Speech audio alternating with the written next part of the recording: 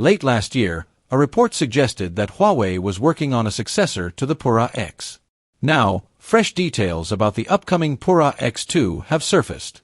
According to a tipster on Weibo, the Huawei Pura X2 is set to feature an even wider inner display than its predecessor.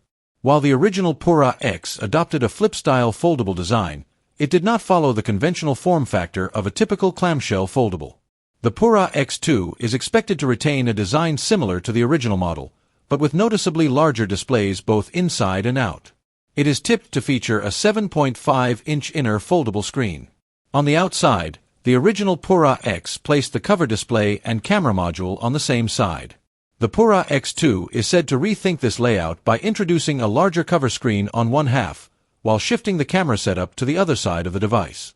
According to the tipster, the upcoming device will feature a quad camera setup, a redesigned hinge, and multiple variants powered by the Kirin 9020, 9030, and 9030 Pro chipsets. The Pura X2 is also expected to offer configurations with up to 20 GB of RAM and 1 TB of storage. On the software side, it will reportedly run HarmonyOS 6.1 and include an AI assistant.